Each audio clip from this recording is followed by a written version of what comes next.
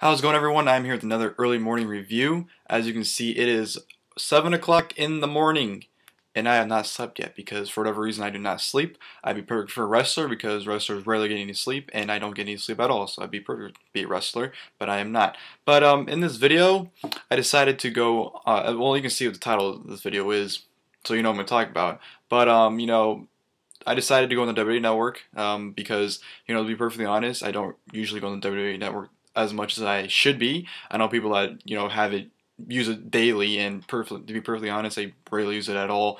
Usually when I use it, it's usually for the pay-per-views or for the live specials like NXT. I don't know. I like the live stream stuff, so I usually don't use the network all that often.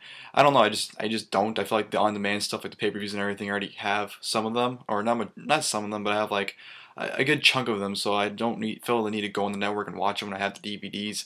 So it's the reason why I don't really go on the on-demand section that much. But the shows, I haven't not watched any of the original shows they made, like Legends House or any of them. So I decided to take it upon myself to watch. Last night I actually watched the WWE Countdown for the first time, the Biggest Blunders episode, which is pretty good. And this morning, about an hour ago, I decided to watch WrestleMania Rewind for the very first time. And the WrestleMania Rewind episode I chose was called Heaven, Hell, and Heartbreak, which was the Undertaker vs. Shawn Michaels from WrestleMania 25. Going into the show, I just thought they're going to highlight the match for about an hour. They basically just sat there and talked about the match. But this show is actually different than I thought. The first 20 minutes of it, they actually talked a lot about the history of the two guys, which was, something I didn't expect. And then they actually showed the entire match. So the show is actually a lot different than I thought it was going to be. And this episode was great. I really enjoyed it. The first 20 minutes, like I said, they pretty much went through the history of the two. They didn't really go in depth about the Undertaker. They really went into the Shawn Michaels portion about his addiction and whatnot.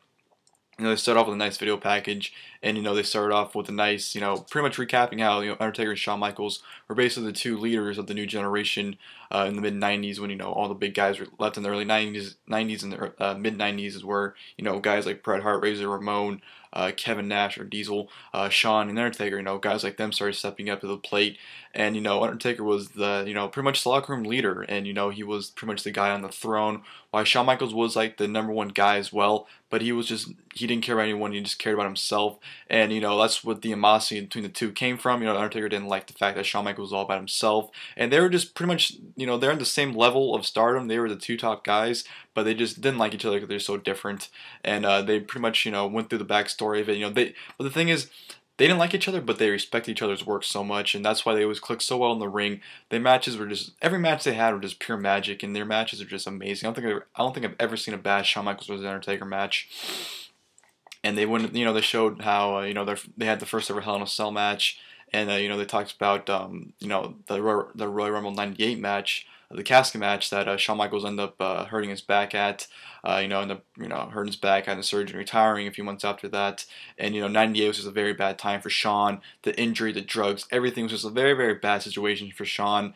And then when he came back in 2002, that was when he pretty much rebirth of Shawn Michaels. He became the Christian or whatever. He got religious, and he basically became a whole new person. And when he came back in 2002, one of his main goals was to make amends with everyone. And one of the guys to make amends with was the Undertaker, and him and Undertaker, found a newfound respect for each other when Shawn Michaels pretty much apologized for everything that's happened in the past.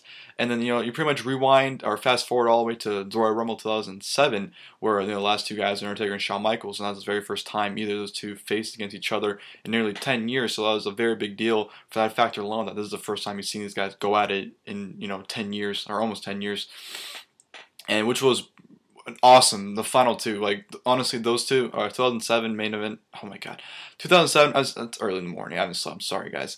Undertaker and Shawn Michaels being the last two in a Royal Rumble was probably one of, if not my favorite, final two in a Rumble match ever. Those two just put on a classic right there for the little time they had one-on-one.